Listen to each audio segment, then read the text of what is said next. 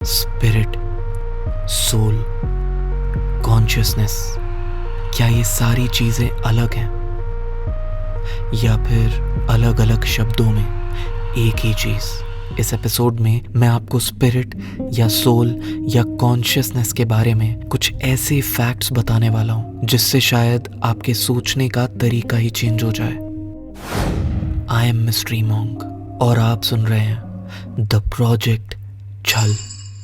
According to science, हमारी consciousness, जिसको हम बॉडी की एनर्जी या ऊर्जा भी बोल सकते हैं या रिलीजियसली सोल या स्पिरिट बोल सकते हैं, वो एक बड़ी बॉल ऑफ एनर्जी के जैसी होती है जो कभी ख़त्म नहीं हो सकती, इवन आफ्टर आवर डेथ। हम इसको फिजिक्स के पॉइंट ऑफ व्यू से भी समझ सकते हैं। Energy can never be created nor be destroyed but can be transferred from one form to another. मतलब इस ऊर्जा को बनाया या ख़त्म नहीं किया जा सकता, बस एक जगह से दूसरी जगह ट्रांसफ़र किया जा सकता है। पर अगर ये एनर्जी कहीं ट्रांसफ़र ही ना हो तो इसका क्या होता है और ये कहाँ जाती है या क्या क्या एक्सपीरियंस करती है? न्यूरोसाइकोलॉजिस्ट पहले ये मानते थे कि हमारा ब्रेन सब कुछ कंट्रोल करता है और जब हमारा ब्रेन डेड हो जाता है तब हम कॉन्शियस नहीं रह सकते। लेकिन पिछले कुछ सालों से वो मानने लगे हैं कि हमारे ब्रेन के डेड होने के बाद भी हमारी कॉन्शियसनेस बाहर निकलती है और अपने फुल पोटेंशियल में पूरी दुनिया में फैल जाती है। इसके बाद हमें वो एक्सपीरियंसेस होते हैं जिनके बारे में हम अपनी पूरी लाइफ में कोई आइडिया भी नहीं लगा सकते। मतलब ये बेसिकली आप खुद ही हो, लेकिन विद अनकंट्रोलेबल एनर्जी जो पूरी दुनिया में एक ही समय में कहीं भी जा सकती है और सब कुछ देख सकती है। 2014 में एक हॉलीवुड मूवी लूसी में ये दिखाया गया था कि अगर हम अपनी कॉन्शियसनेस के फुल पोटेंशियल को अनलॉक कर लें तो क्या कुछ कर सकते हैं। हम दुनिया का हर एक सीक्रेट जान सकते हैं और एक ही समय में हर जगह और हर समय में हो सकते हैं। डोंट वरी, मैं आपको ये सब कुछ इजीली समझाऊंगा। इसी से रिलेटेड एक रियल स्टोरी भी है। ऐसा एक NRI लेडी के साथ हुआ था जब उन्होंने इस दुनिया को एक ऐसे पॉइंट ऑफ व्यू से देखा जो किसी के लिए भी जीते जी पॉसिबल नहीं हो सकता। इनफैक्ट उन्होंने इस दुनिया के अलावा कुछ और देखने का क्लेम भी किया। 2 फरवरी 2006 अनीता मूरजानी काफी सालों तक कैंसर से लड़ने के बाद कोमा में जा चुकी थी। अकॉर्डिंग टू हर वो कोमा में होने के बाद भी एकदम अवेयर थी और सब कुछ देख और सुन पा रही थी। आसपास की सारी बातें, सभी लोगों के अंदर की फीलिंग्स और सब कुछ जो कि बिना कोमा में जाए भी इंसान शायद कभी फील ही नहीं कर सकता। उन्होंने बताया कि वो अपने क्लोजेस्ट लोगों को अच्छे से सेंस कर पा रही थी। इन क्लोजेस्ट लोगों में वो लोग भी थे जो इनके हॉस्पिटल के रूम में नहीं भी थे। लाइक उनका भाई जो कि इंडिया से फ्लाइट लेने इंडिया के एयरपोर्ट पर था और यहाँ इनसे मिलने आने वाला था। ये फीलिंग ऐसी थी जैसे कि उनकी कॉन्शियसनेस सभी लोगों से रिलेट कर रही हो। उनकी फैमिली, वहाँ के डॉक्टर्स और नर्सेस, इंडिया में दूर उनका भाई, सभी से।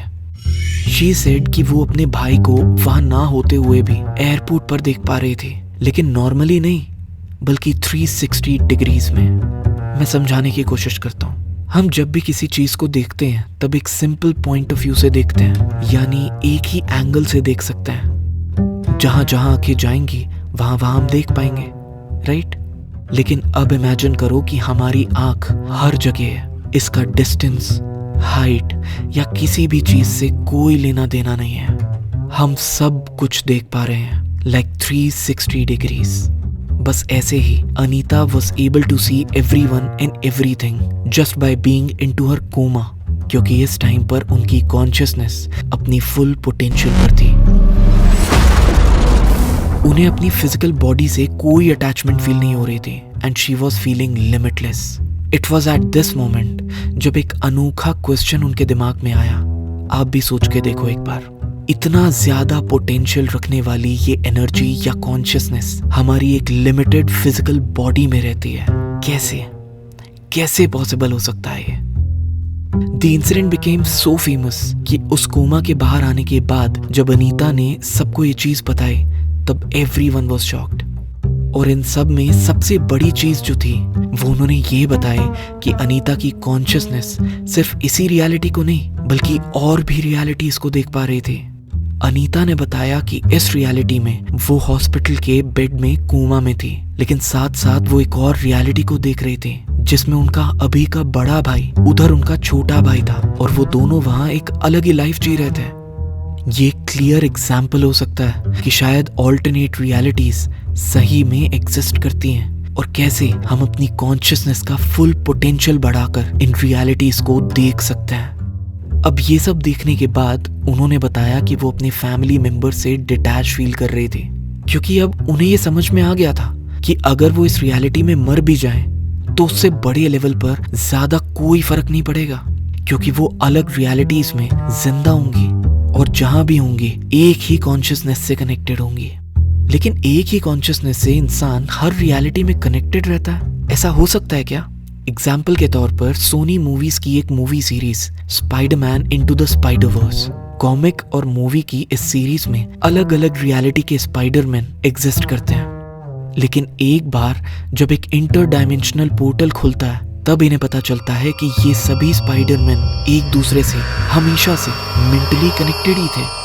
अब ये स्पाइडरमैन स्टोरीज तो ऑब्वियसली फिक्शनल थी, लेकिन मे बी अनीता की स्टोरीज इस बात का प्रूफ देती हैं कि हम भी अलग अलग रियलिटी में अपनी अलग अलग पर्सनालिटी से शायद मेंटली कनेक्टेड हो थ्रू आवर सिंगल कॉन्शियसनेस।